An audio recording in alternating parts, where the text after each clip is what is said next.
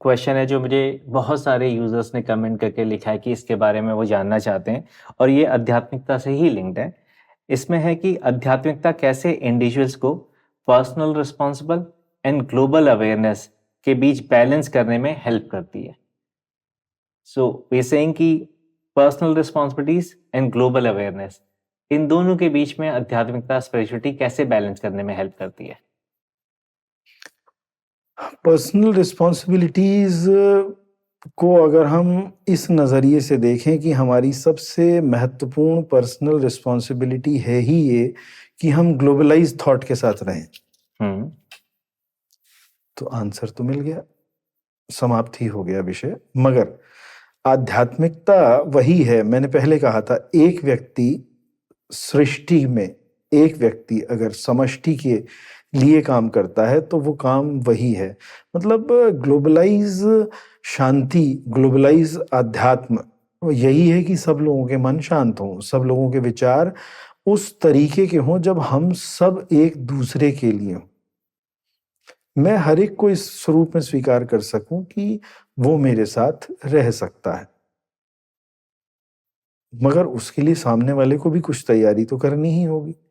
ऐसा नहीं है, मगर धीरे धीरे वो संख्या जीवन में बढ़ती है उस प्रकार के लोगों की कि वो रह सकता है।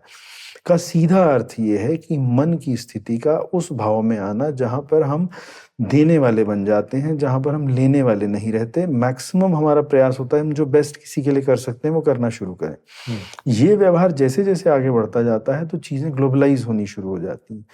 अन्यथा तो आप इसको इस नज़रिए से देखिए कि एक परिवार में रहते हुए अगर 10 लोग हैं तो उनमें ही आपस में क्लैशेस रहते हैं। उससे अगर बात आगे बढ़ती है तो वो चाचा ताऊ वाला जो एक कॉन्सेप्ट है बड़े परिवार का, उसमें भी वही स्थितियां आपस में क्लैशेस की होती हैं।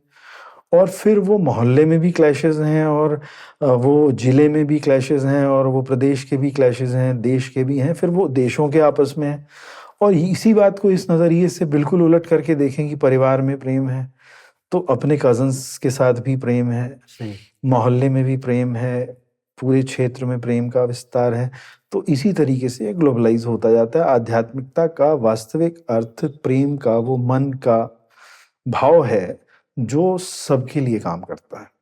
आध्यात्मिकता अगेन कोई ऐसी वस्तु नहीं है जिसके लिए, जिसको पाने के लिए कुछ ही प्रेम का भाव है, मगर किस स्वरूप में, जहां पर हम उस प्रेम को कर रहे हों जिसके रिजल्ट में हमें कुछ नहीं चाहिए।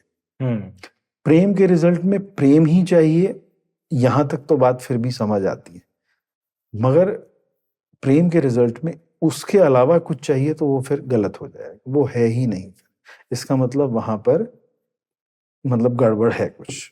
तो ये है, मतलब ग्लोबलाइज और व्यक्तिगत आध्यात्म की अगर हम बात करते हैं तो वो इसी प्रकार से देखा जा सकता है। निस्वार्थ भाव आप कहना चाह रहे हैं? निस्वार्थ नहीं है, मैं स्वार्थी हूँ बहुत, मैं स्वार्थी हूँ, मैं बहुत स्वार्थी हूँ। आप यकीन माने, मैंने जीवन में कभी भी अपने आप को निस्वार्थ भाव से देखा नहीं। मैं बहुत स्वार्थी, क्योंकि मैं अगर प्रसन्न हूं, मेरा सबसे पहला स्वार्थ है कि मैं प्रसन्न। तो अगर मेरे पास यही स्वार्थ नहीं है तो फिर मैं दूसरे को कहां से प्रसन्न करूंगा? पहले तो मैं प्रसन्न हूं, मैं स्वार्थी, और फिर मैं मेरे साथ जो है उसे भी प्रसन्नता दूं। ये मेरा भाव है। और आप इसको कैलकुलेट कर लीजिए, निस्वार्थ कोई शब्द बनेगा ही नहीं।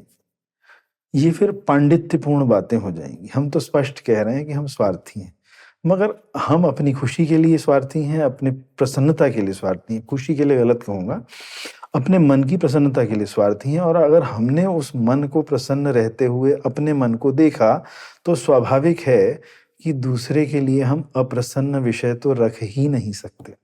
उत्तम विचार। जब तक आप खुद प्रसन्न नहीं होंगे आप दूसरे को कैसे प्रसन्न कर पाएंगे? उसके लिए आपके मन प्रसन्न होना जरूरी है, बहुत जरूरी। तो इस संदर्भ में स्वार्थी होना भी कुछ गलत नहीं है, ये सही है। ये स्वार्थी होना ही चाहिए।